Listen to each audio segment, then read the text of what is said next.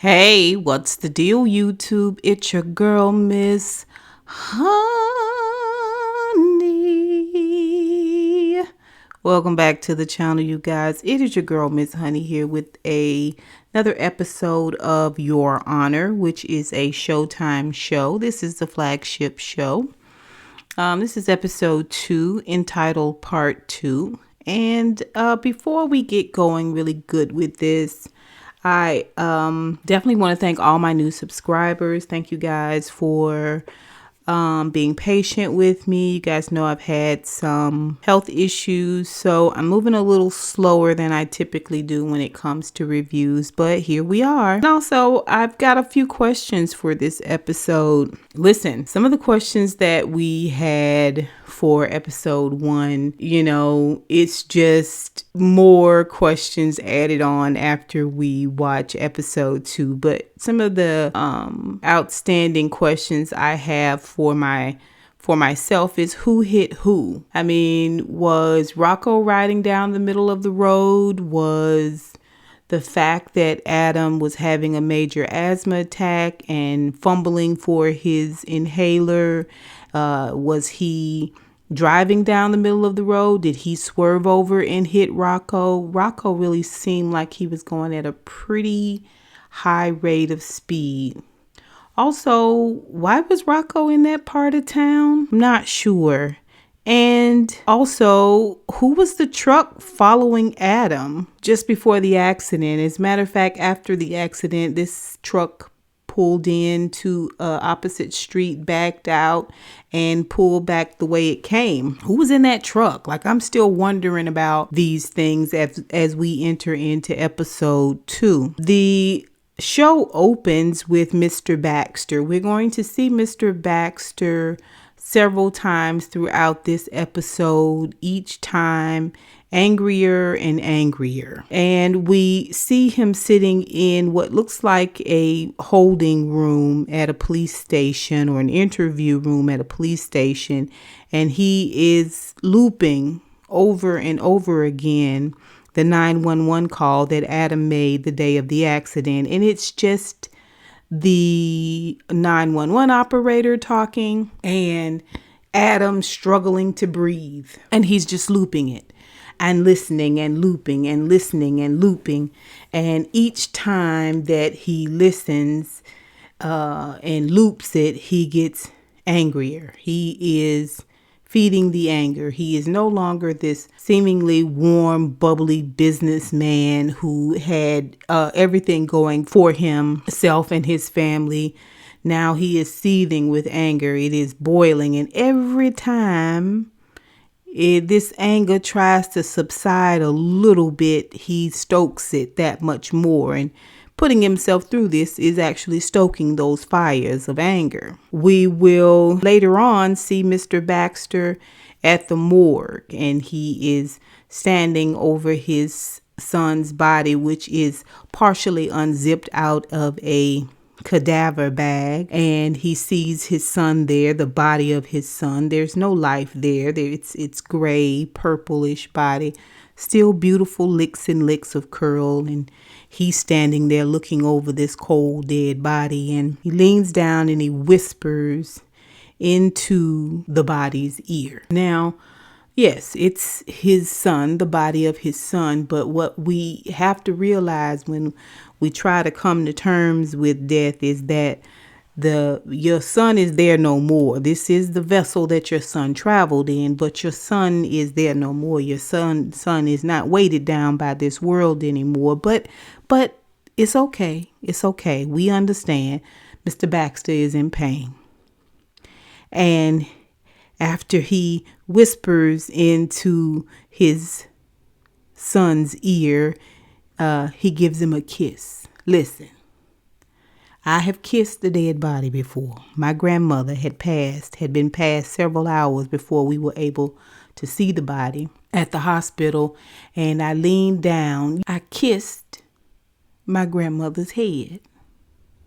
And it is the coldest thing you will ever feel. There is nothing colder than a lifeless body, especially after it has been kept cool in cadaver fridge or in a morgue, period. There's absolutely nothing colder. I can still feel it now if I close my eyes, the coldness of her forehead. So here I can empathize that much more with Mr. Baxter. He's going through, but still he's feeding the anger. He's feeding the anger. And when he leaves there, he goes past one of the police detectives named Cusack, and he tells him, I want to know who did this. Later, he gets the news from his security person that the blood on the inhaler was Rocco's blood. Remember, Rocco spit up all that blood, because he was so broken up and torn up inside from that tumbling he took, And it'll be another 36 hours, he learns, before the DNA that was on the inhaler is tested and then ran through the databanks. Okay, he's keeping up with these details. And plus, it feeds his anger. When the security man comes in and tells us all of this that's going on with the inhaler and how long it's going to take to get a DNA match and that type of thing, he is facing a bird cage with a little bird in it, and he tells the security guy, look at this bird. Security guy doesn't say anything. He knows he's in the depths of it now. He says he just keeps cleaning itself. Why? For what purpose? What's the reason for anything? Beating the anger. Later on, we see him take outside the bird and the bird cage. And he opens the door to the bird cage and tries to shoo the bird out the cage, and the bird won't go. It's a pet. The bird doesn't leave out. Well, he's frustrated that the bird won't go on about his way. This may be Rocco's bird. I don't know. But he wants this bird to go on. The bird won't leave. He puts it down and walks off camera. And when he walks back, he's got a golf club. And with that golf club, he begins to beat both the cage and the bird to death together. The wife, Mrs. Baxter, sees it all. She watches from the bedroom window. She sees it all and just turns and walks away. Now here, yes, he's feeding his anger, but he's just letting just a little bit of the pressure off of that thing. Just a little bit of the pressure off of that. It lets the cap of his anger just up just a little bit to let some of that pressure off, lest his head burst, his heart burst, his being burst. He had to give just that little bit of anger off, and the bird cage, unfortunately, had to suffer. Judge Desiato is sitting at a diner with Charlie, his old friend Charlie.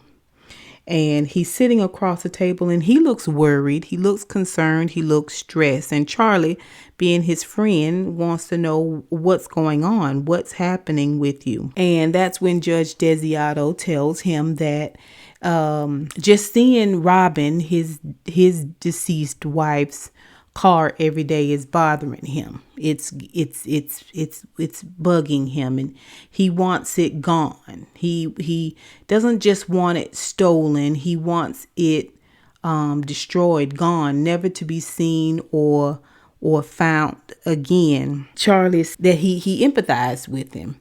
He said, I can imagine seeing it every day and reliving, her death. I understand that. I'm going to consider it done. He's going to take care of it. He really sympathizes with Judge Desiato. And before the scene is over, he says, you know what? And Judge Desiato does thank him. He says, you know what? I don't have a brother. But then again, I do have a brother. Meaning that Judge Desiato is like a brother to him. Okay? I ask myself, I've seen the episode twice now. Why Charlie? Why would you go to Charlie?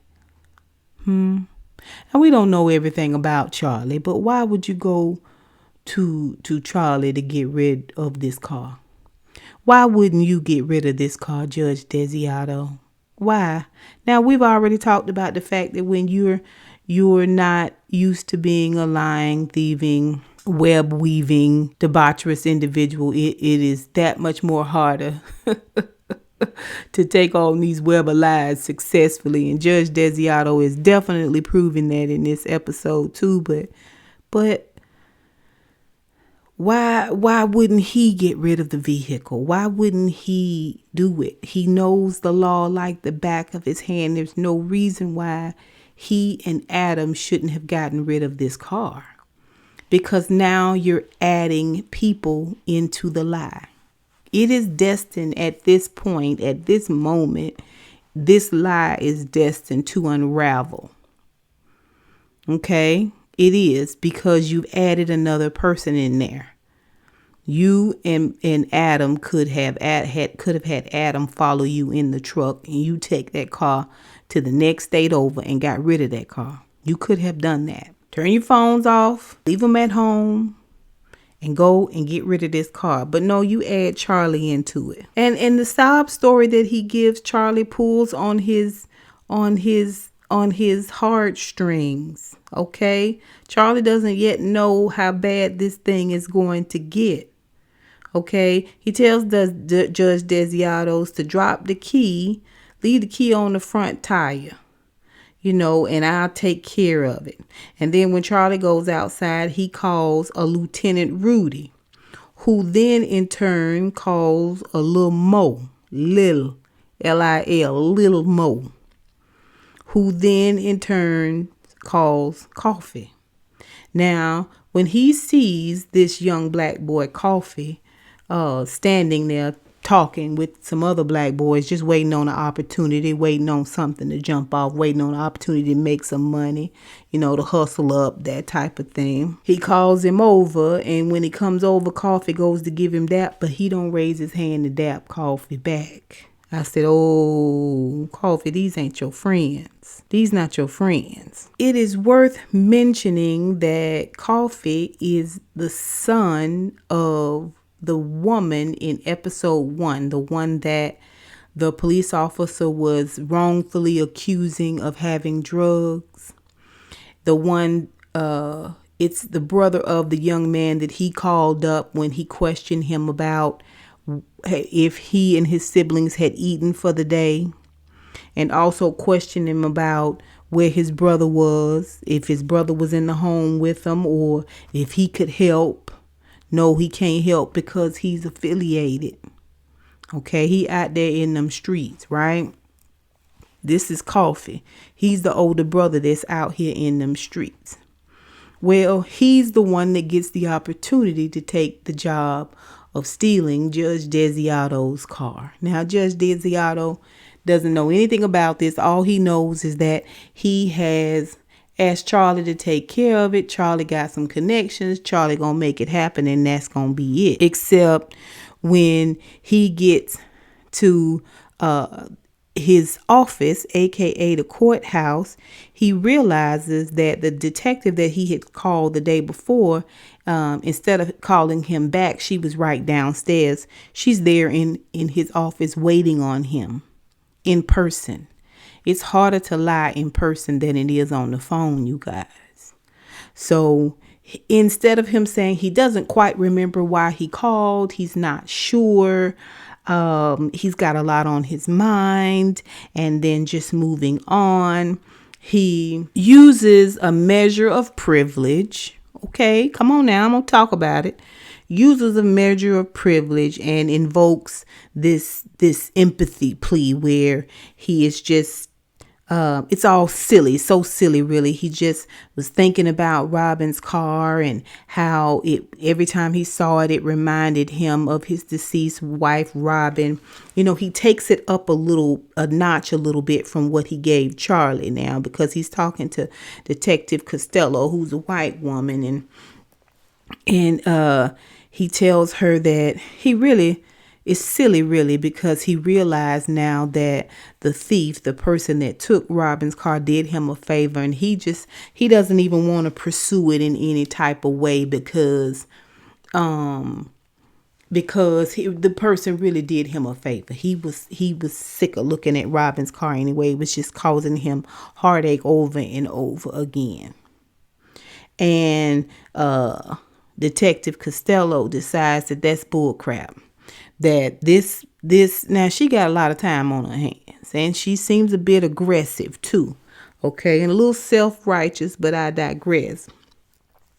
It's bullcrap. This person took your car and they don't care anything about you or your wife or yada, yada, yada. And then we learned through her conversation, her aggressive conversation with Judge Desiato, that Judge Desiato's wife was in that convenience store, that grocery store, Yaya's, when a robber came in and shot and killed her.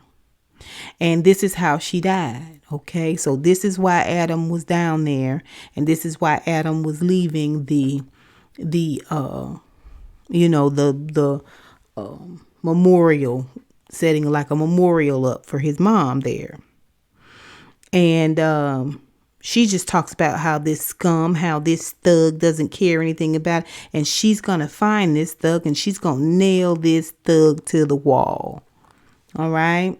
Nail this thug to the wall. Yeah, she's got a lot of time on her hands. You would think that a police detective in New Orleans would be just a little bit busy. You know what I mean? Yeah. She immediately puts an APB out for the vehicle, description, the whole nine. Later on, Judge is still at work, and he's got a defendant there who didn't show up for his court case at the time that he was supposed to show up for the court case. And now he's here in the court room, and he's saying that he couldn't come because it was his grandfather's funeral. And Judge Desiato quite smartly and quickly pokes holes in this man's story about how his granddaddy was buried, where his granddaddy was buried, what his granddaddy's name is, what cemetery. They done already called the cemetery he said it was. And he just really quizzes the man. And I kept thinking to myself, gosh, Judge Desiato, you have some nerve. See, he still hasn't come to the realization yet that he is guilty, that he is committing a crime, that he is lying. Now he knows, he's made up in his mind what he got to do for his son, to save his son and his own life. But at the same time, he's still not equating this intent to save his son with the debaucherous lying behavior. He's not reconciling yet the fact that he is a liar. He himself is a liar. He, you know what I'm saying? Yes, this man is lying about his daddy's funeral, but you a liar too. You a liar too, and a deceiver. Okay? But listen, who knows? I can't say what I would do to save my own child. I don't know. I'm just saying you are presiding over criminals, thieves, liars, killers. You may want to reconcile with yourself that you too are a thief, a liar, and a killer. Okay, come on now. Detective Costello calls Judge Desiato down to the impound lot. And again, she's very gung-ho. And it is just him getting her involved really was a major, major faux pas in his plan. It really, really was. And she is, she's got a lot of questions. She seems like she might have a bit of an eye for Judge Desiato.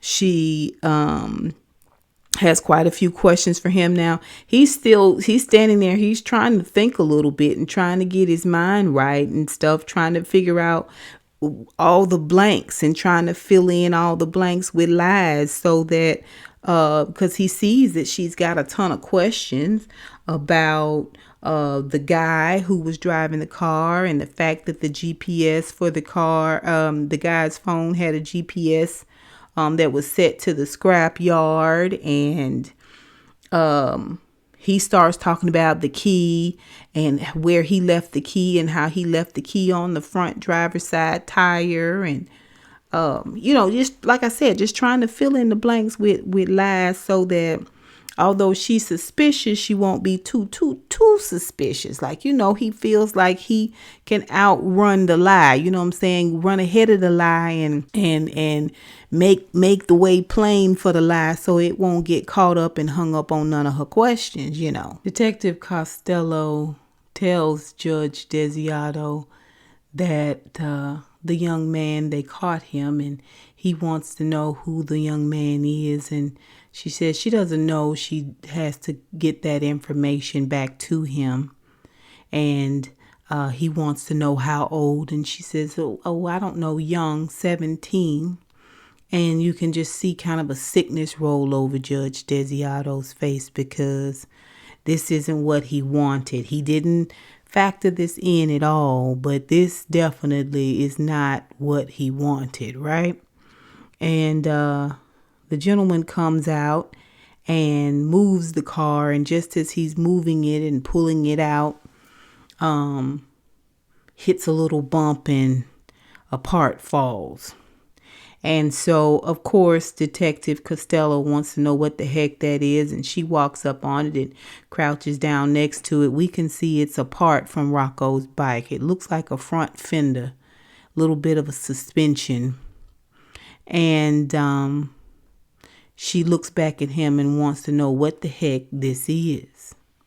And it is in this moment that Judge Desiato realizes that this thing, this lie, this incident, this cover up, all in an effort to save his son, has snowballed. We've got Charlie involved, who involved Little Mo, who involved this Lieutenant Rudy, who ultimately is going to involve, I'm sure, who Little Mo is serving under, who his ultimate leader is.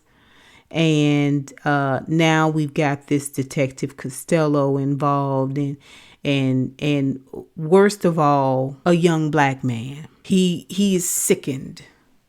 He is sickened.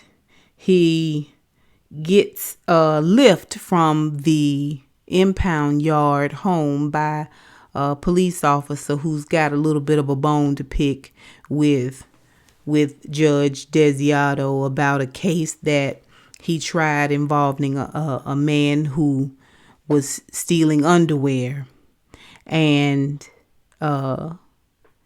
he questioned the guy. He questioned Judge Desiato about the guy. Did you remember the case? Do you remember the case? He says, yeah, it was the underwear thief. And he says, yeah, I think I remember that. He said, yeah, you let him go. You found him not guilty.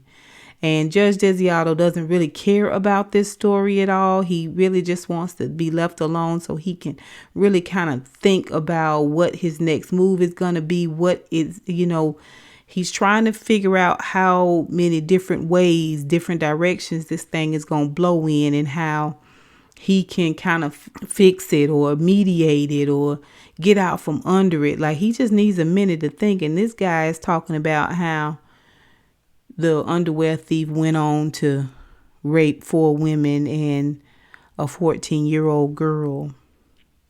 And he asked Judge Desiato, did he know that? And Judge Desiato says no. And he says, I'm surprised you didn't know that. Seems like that's something you would know. And Judge Desiato gets it. He realized that the police officer is holding him responsible for the consequential crimes of this, supposed underwear thief. And Judge Desiato tells him that we try a case by the evidence. Okay, you can't try a person on future crimes, on their potential to commit crimes, right? It's a good answer, but again, Judge Desiato doesn't care about all this. He really doesn't. Ultimately, he doesn't. And the police officer takes him on home. Adam is unraveling, you guys. He's watching his dad systematically set up an alibi for him. He wants to go over this thing with his dad. He he's sickened really about the whole situation.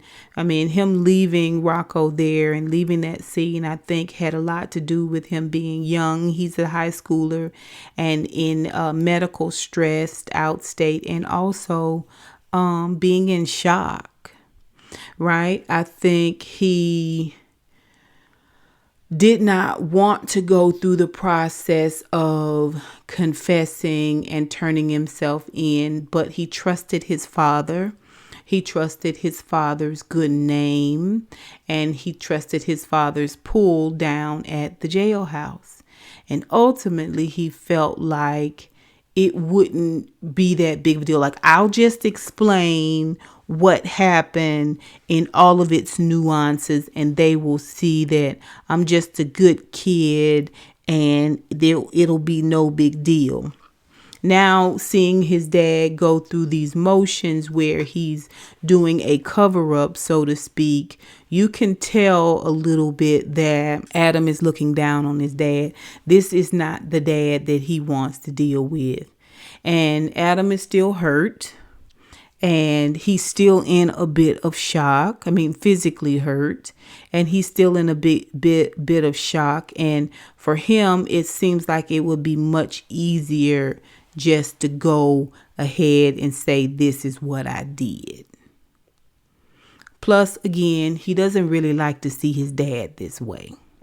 Now, Judge Desiato does what he thinks is brilliant. He goes by a diner and he talks to a young woman about visiting a shotgun house in order to disprove police officer's claims that he saw a woman putting drugs in her vagina while she was in the bathroom, and she lives in a shotgun house.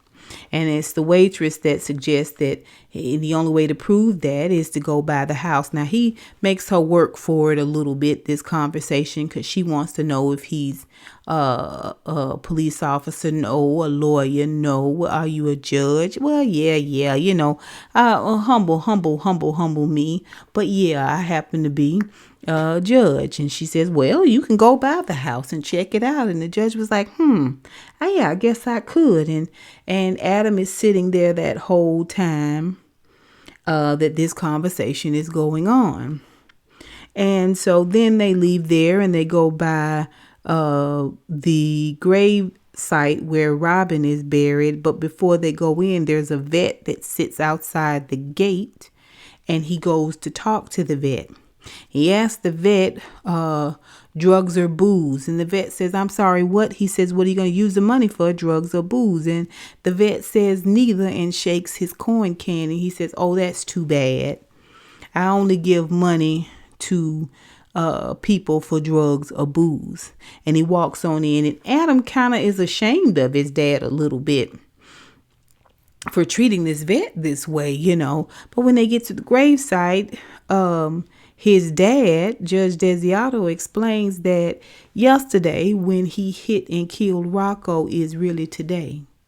All of these conversations, if the waitress, they call the waitress to testify or call the vet to testify, they're going to remember him and Adam coming in as the day that was Robin's death of Robin's anniversary. That's what they're going to remember. They're not going to remember that it was the day after, okay? Because he's setting it up, you know, in their memory banks. Their recollection is just going to be the conversation, not necessarily the day. Okay. And he's sure that the waitress is going to verify that it had to have been the day, of the accident that they were in there and not at the accident scene, because she remembers the conversation. Like, he feels like this is a brilliant answer. The whole time Adam he looks like a skeleton. His eyes are sunken in. Like I said, he's physically hurt. And he's telling his father he doesn't think that he can do it. I don't think I can do this. I don't want to do this. And his father tells him, you have to. You have to. You're going to do this, and you have to do this. Otherwise, we're both dead. What I don't think Judge Desiato realizes is that Adam doesn't necessarily consider himself dying a bad thing. He seems a little bit melancholy in this moment. I don't think he quite appreciates being alive right now. Now, he may be continuing to go along with this because he doesn't want anything to happen to his father. And his father feels like this is the right thing to do. Okay. Later, after this, we get to see Adam. He is at school and he is walking through the schoolyard into his locker. He really is in a bit of a daze. And, he's in class and he's got a friend who's a little bit of a jerk. But, this is what kids have to do to get along in high school and not to stick out too much.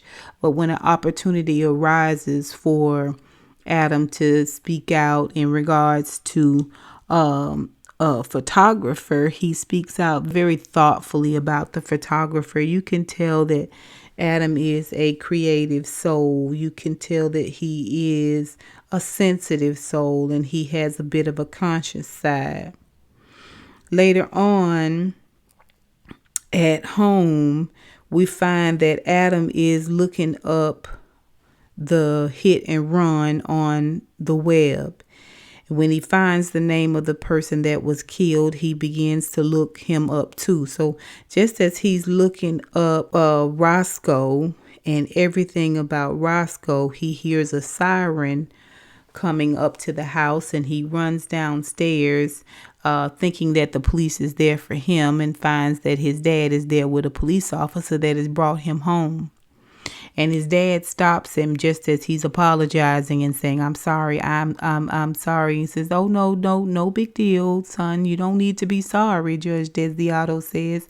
This police officer was nice enough to bring me home from the impound yard. The impound yard, yes, because remember the car was stolen. They found it.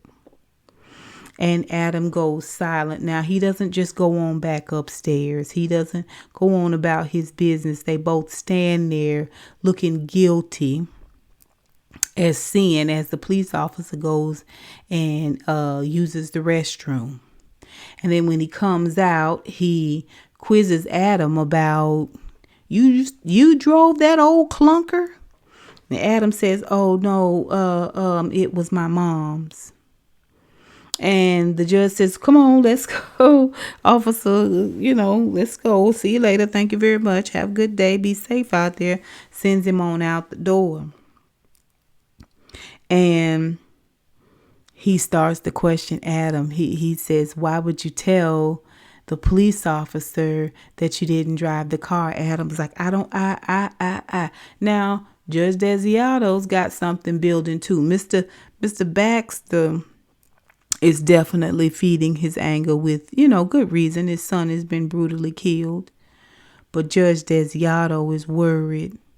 What he's feeding now is this fear. He's got this overwhelming sense of fear. He knows that this thing is going to go south. He's still trying to figure out how he can keep it from going so far south that it gets Adam killed. At this point, I don't think the judge is even worried about himself. And how can I also come out of this thing looking like I'm still a good guy?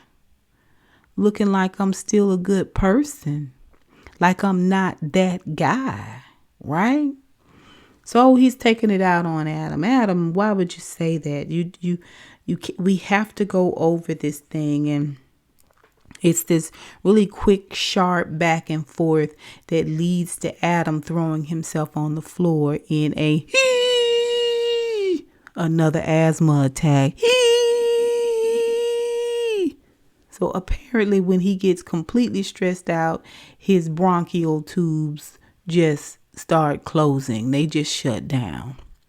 And Judge Desiato runs in a panic to the kitchen to get one of his many inhalers, and goes and gets the inhaler and sits him up and apologizes to him and starts to kind of try to talk a little bit more calmly with him. He really wanted to just know, you know,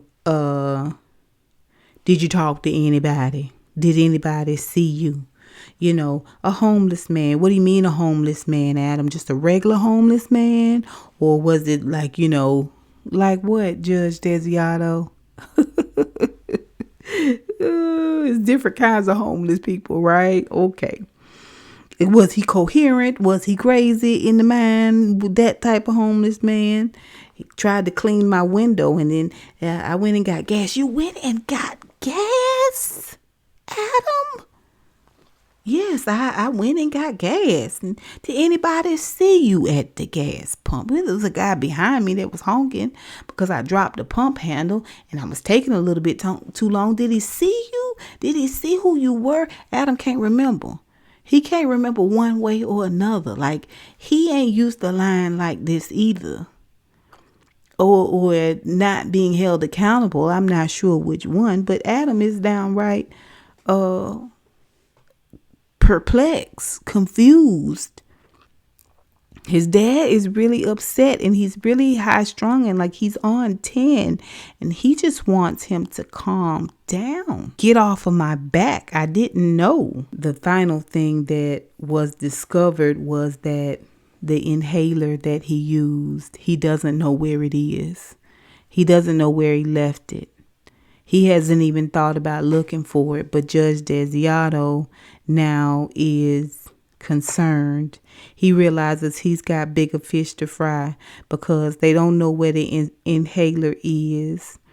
And he knows that he used it, but he doesn't know where it is. Adam, after this tumultuous conversation and this realization that the inhaler was left behind and he's in his bed and he is that much more despondent. Let's talk about Kofi. Kofi is the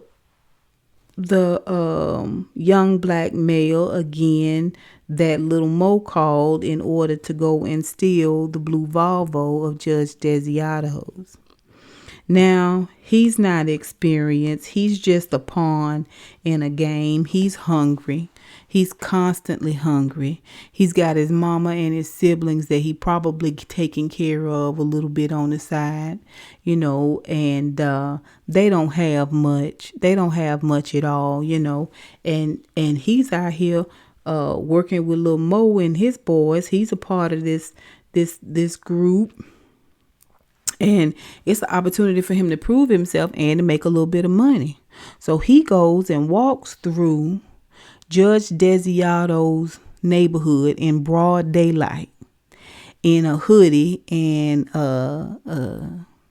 khakis hanging down, just below the butt crack. You know how they like to do. And walks right up and gets the keys off the front tire and gets in the car and backs out and drives off. And he sets his phone up for the GPS for the scrapyard. Notices a baseball down on the floor and reaches down and picks it up. And he's got his music playing in the car, his rap music. And no sooner than he turns at a light, he gets pulled over. And the police officer do what they do. You know what it is. They see a black man in a Volvo and they pulled a gun on him and threatened to shoot him and kill him. And he was just going to get out the car, I guess, or roll the window down or something. I don't know. And of course, any little move you make can get you shot with a police officer, right? Especially if you're a black man. They get him out the car and throw him up against the wall. And we can hear that the APB roll over the police radio about a blue Volvo being stolen, the description of it. And the other police officer that didn't have Kofi hemmed up had got the baseball out the car. So they take Kofi down to the police station and he's in holding kind of, sort of, where they put the drunks and stuff before the police officers come back and start to process him. And he is sitting there and the officer the intake officer's there and he gets his lunch and it ain't quite what he want to eat. Kofi is hungry. He don't mind asking for it. You gonna eat that? And the police officer slides it over to him. It's a black man. And Kofi begins his work. Now, he's a smart boy. And he got a little finesse to him, too. He reminds the intake officer that he has a baseball that's in the evidence there. And it belongs to evidently a well-known baseball player. And it's somebody that the officer would be interested in. And somehow he's able to finesse this intake officer to let him go. Get all your stuff and just go on, While all this finessing is going on, though, we know that Detective Costello is down with Judge Desiato, and she's found the motorcycle part. Cusack, who Mr. Baxter had told who did this, had been listening over the wire when the information came about the stolen car and the bike part and how it could be tied to a hit and run. He beats it down to holding just as Kofi is coming around the corner to leave. I mean, he was almost out. And then Kofi looks at Cusack. He knows instantly he ain't going nowhere. These boys here for him. And they take him for a little ride. They take him to this abandoned building where they handcuff him to a pipe and begin to question him, interrogate him about where's the phone. Of course, Kofi don't know what he's talking about. He had already told the intake officer that he was in there allegedly for a car thing, but no big deal.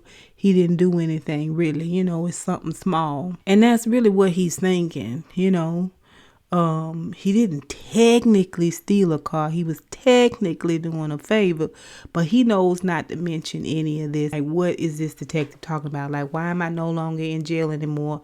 Why am I here? And the detective, Cusack, wants him to know he can do that the easy way or the hard way. And Kofi is like, I don't know what you're talking about. Okay, well, it's the hard way then. So then they take him and throw him in the back of a car and then run a pipe with what I can only assume is carbon monoxide or the exhaust from a car, runs a hose through a little crack in the window. And of course, immediately it's noxious gas.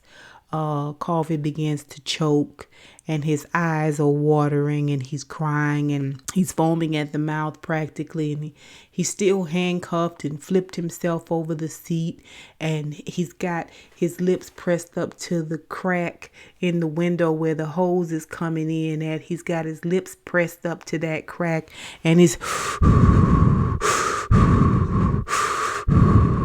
not enough air. It's not. And he passes out just as the Cusack comes up to the window. Now, it's so much gas. He's outside and got his mouth covered. And when he opens the car door, Kofi's limp body falls out of the car and onto the ground.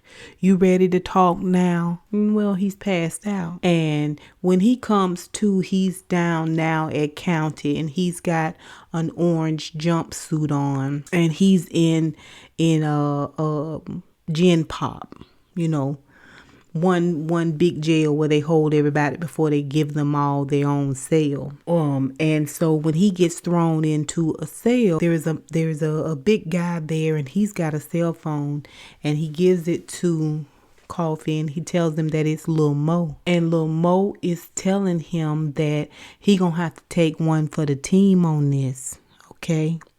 Because And don't worry that he will look out for his family. Now, this the same man that wouldn't even get him there. But he gonna look out for your mama and your siblings. And so Kofi says, you want me to plead guilty to something I didn't do? I can't promise your mama and your family's safety if you don't. Kofi know what it is. Time for you to man up. Take one for the team. Finally, we get to see him go to his prelim, the preliminary hearing. Now, this all has taken place in about 48 hours. So he has stolen the car, gotten picked up for the car, been terrorized and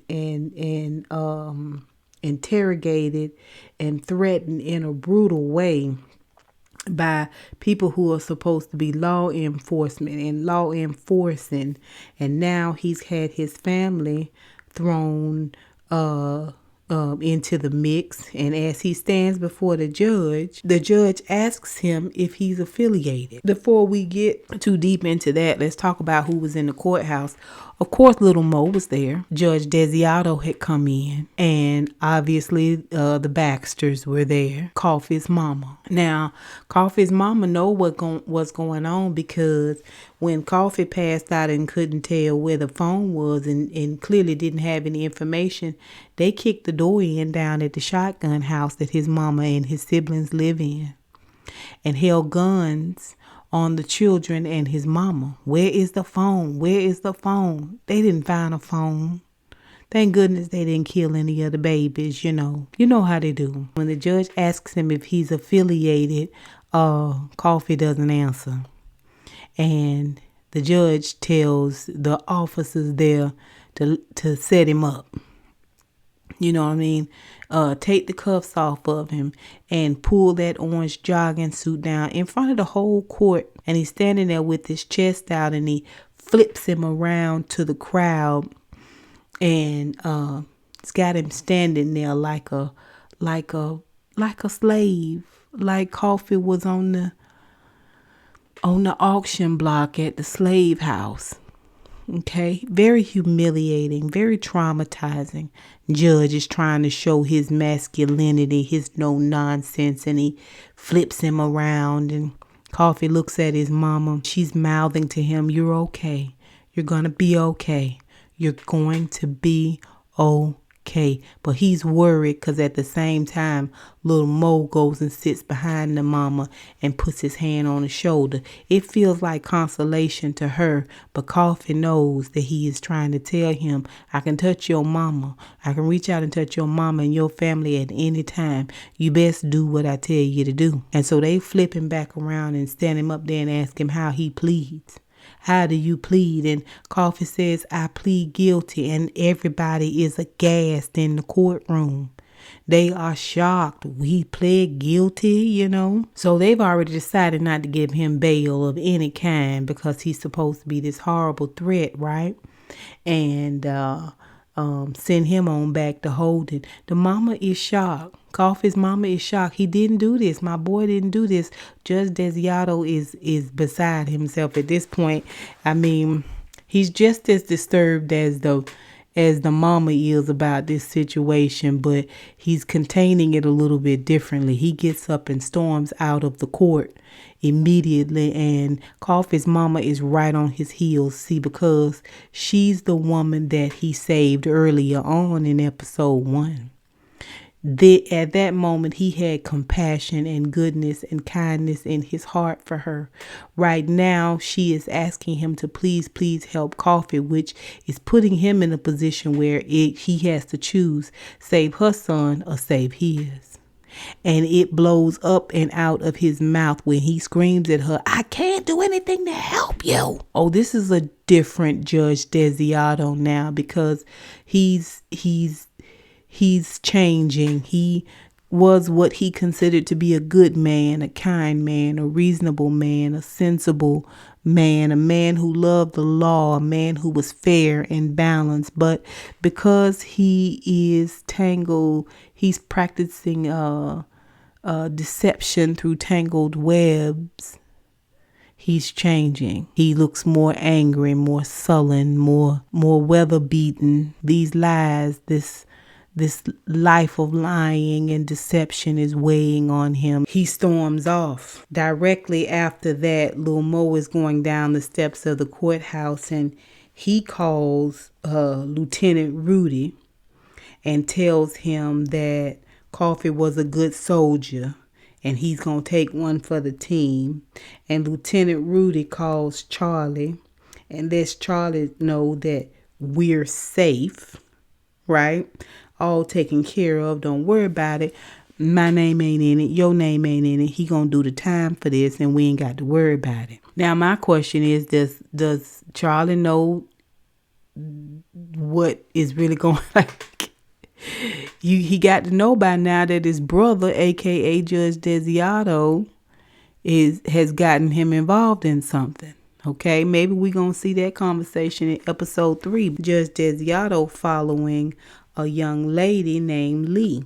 Now, Lee was a woman that he had called a few days earlier as well. And she is a lawyer. Now, he says he called her for wine. I don't know why he would call her for anything else, because, you know, in his mind, he was going to be able to cover all this up. So it wasn't no need for a lawyer, but maybe he was locking her into place just in case. And he had a nice, comfortable conversation with this woman. And you could tell she kind of had a little bit of thing for him, but he seemed like he had a little bit of a thing for her too. So now after this prelim, he is following her outside in the parking deck, and he wants her to take Kofi's case. And she wants to know why. He says, well, because he was humiliated. She said, I know why you said that, but you also know about me and what I went through. You know, I'm the last person to take this case. I thought, oh, what you been through, sis? He says, yeah, I was humiliated by his humiliation, and that's not what we're supposed to be doing as judges. Still trying to hold on to the last vestiges of what may be a good man. This is what Judge Desiato is doing, and she agrees to take the case, but she tells him that next time, if she does, next time they have wine, they can't discuss law. After the preliminary hearing, we get to see Baxter. And Baxter is outside the courtroom with Mrs. Baxter and his security guy. And he's going over it for himself. He's saying to himself, what is going on here? Is this in retaliation for one of our guys beating up one of Design's guys? Evidently, Design's guy, the Design guy is the leader of the gang that Kofi belongs to. See, because that when he was stripped naked in that courtroom, there was a D on his lower back, and that was the affiliate tattoo for the Design gang. And he wants to know if the Design gang if this was killing Rocco was retaliation for one of his guys jumping one of the Design gang members. And he told him, he said he didn't know why they got involved with them. Not Mr. Baxter. Mr. Baxter really feels like he's above all this. See, now he don't consider his people gangs. He considers them an organization. What the black folks got over there is a gang. It's really quite beneath him. My Rocco was killed for all of this, for street drugs and needles and 10-year-olds slanging drugs. All of this. This is why Rocco was killed. And he declares right then and there. And he's going to clean them all up. I'm going to make this city shine. Says it like Jack Nicholson in as the Joker in Batman. He gonna do all this for Rocco. At the same time, our last scene, we get to see Adam. See, Adam was there for the preliminary hearing because Adam got the phone call while he was laying in the bed all melancholy after his asthma attack from Detective Costello. And she was leaving a message for his daddy, letting him know the name of the person that stole the car. Now, what's ironic is at the same time that Adam was in school talking about a photographer, Kofi, was being arrested for stealing his mama's car. Adam's mama's car. And being accused and being brutalized and being terrorized and being interrogated and being marginalized. Adam was in school. Adam was at home. And when his daddy got home from his run, he tells him that Kofi Jones, and Judge Desiato doesn't know what he's talking about. He said Kofi Jones is the name of the boy that stole mom's car and hit and killed a kid on the side of the road yesterday. And Judge Desiato was devastated.